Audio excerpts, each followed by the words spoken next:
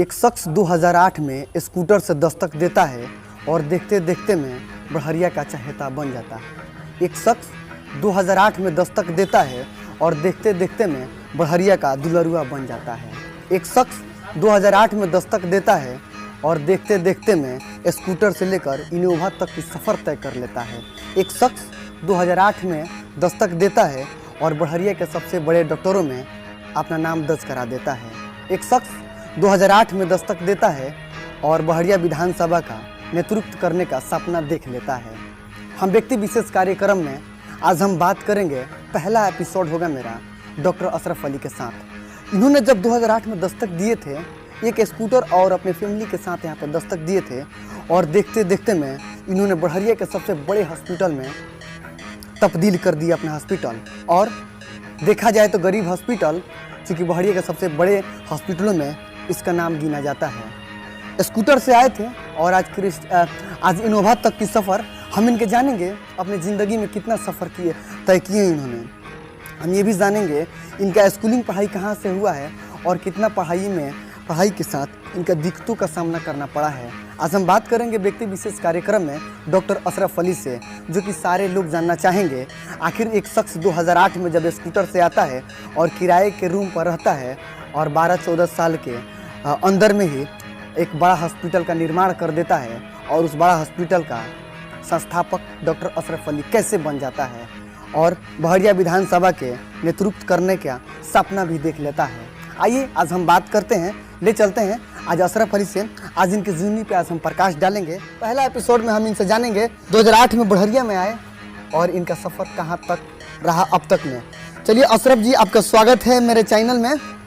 और चलिए, बहुत बहुत धन्यवाद आपका और आपके इस चैनल के माध्यम से जितने दर्शक हैं जो हमारे और आपके संवाद को सुन रहे हैं, सबको भी बहुत धन्यवाद है और उनका स्वागत है। जितने लोग हैं जानना चाहते हैं, अशरफ अली जब स्कूटर से आए तो बहुत लोग आपके बारे में जानते हैं, लेकिन स्कूटर से लेकर इतना लंबा सफ़र तय कर लिए, बड़हरिया का नेतृत्व करने का सपना देख लिया आपने।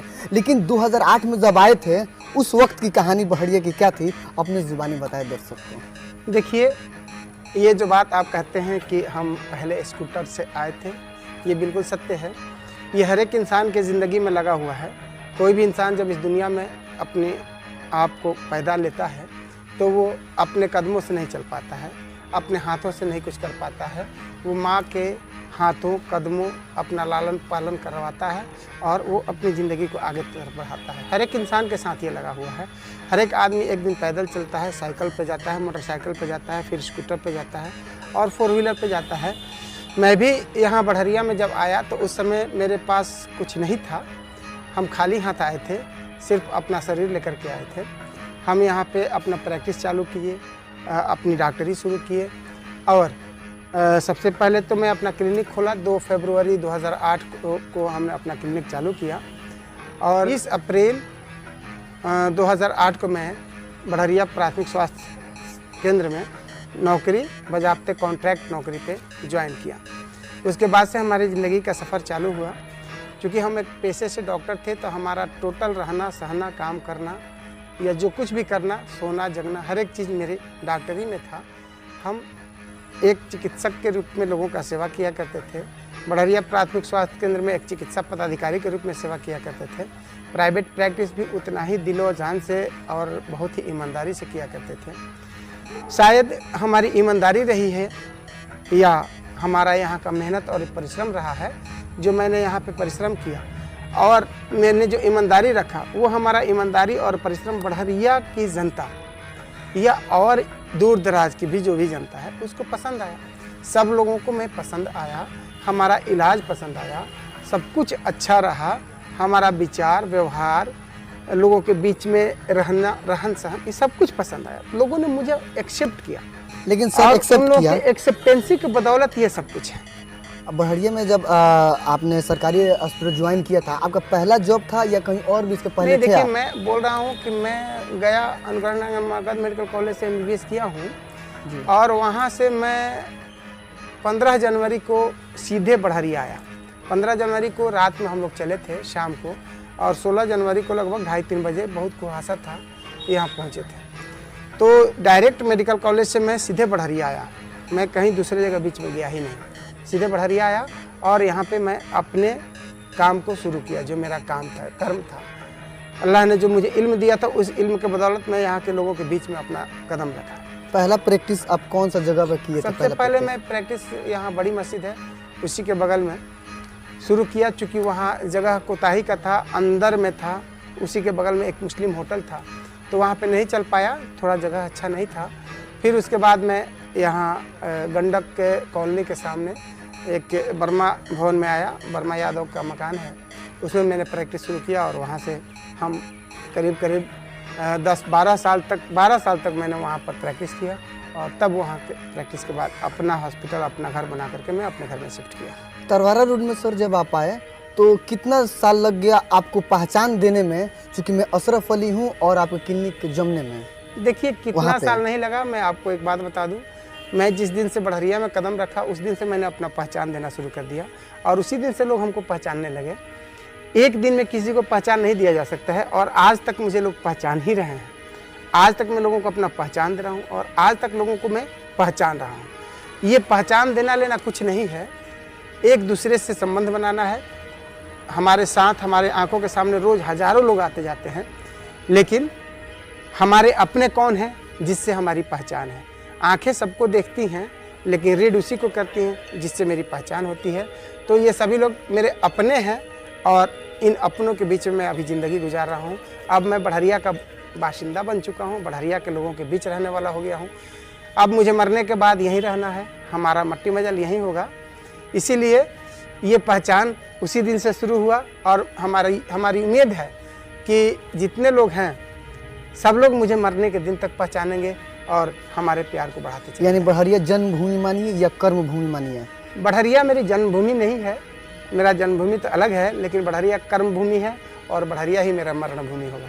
हाँ, चलिए एक और सवाल ये कि आप कितना सरकारी हॉस्पिटलों में आपका ट्रांसफ़र हुआ है? सिर्फ बढ़हरिया में रहकर सीमित रह गए या गवर्नमेंट की तरफ से? देखिए 2008 20 अप्रैल 2008 को मैंने बढ़हरिया में ज्वाइन किया कॉन्ट्रैक्ट पे।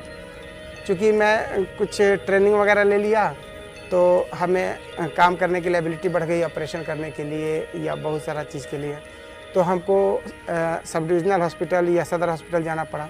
तो इसी के कारण हमें ट्रांसफ़र कर दिया गया सब डिविजनल हॉस्पिटल महाराजगंज में। तो यहाँ से मैं 12 में महाराजगंज में पदस्थापित हुआ।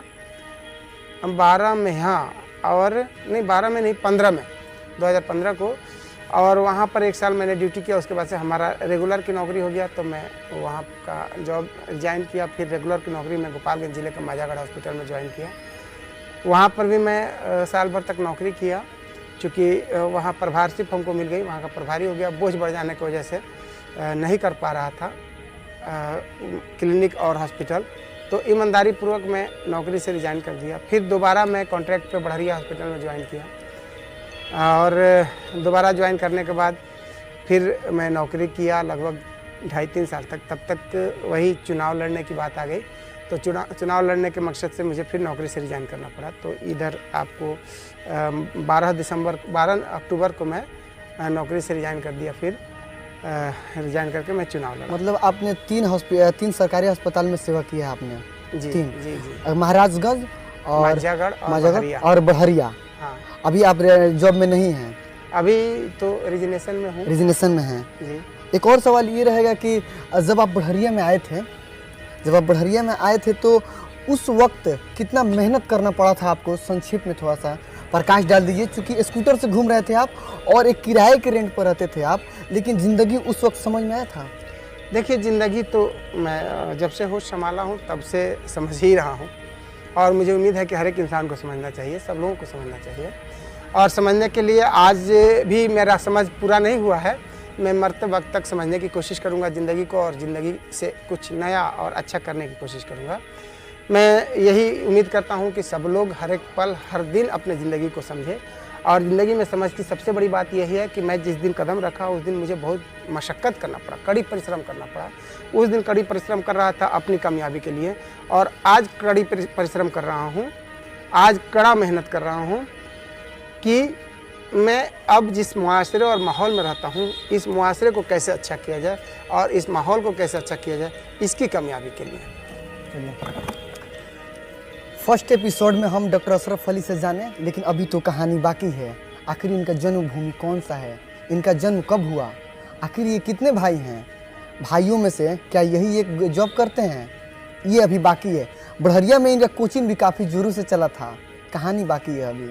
बढ़हरिया में जब कोचिंग जोरों से चला था, प्रोग्राम के बाद कोचिंग डिमोलाइज हुआ, ये मुझे पता नहीं, ये भी अभी बाकी है कहानी। लेकिन स्कूटर से कब ये 4 व्हीलर पर चढ़ गए, अब ये भी बाकी है। अपना गरीब हॉस्पिटल का बुनियाद कैसे रख दिए, ये भी बाकी है। हम अगले एपिसोड में डॉक्टर अशरफ अली से फिर इनकी जीवनी के बारे में जानेंगे। इनका जन्म कब हुआ, क्लासें कहाँ से, इंतज़ार कीजिए।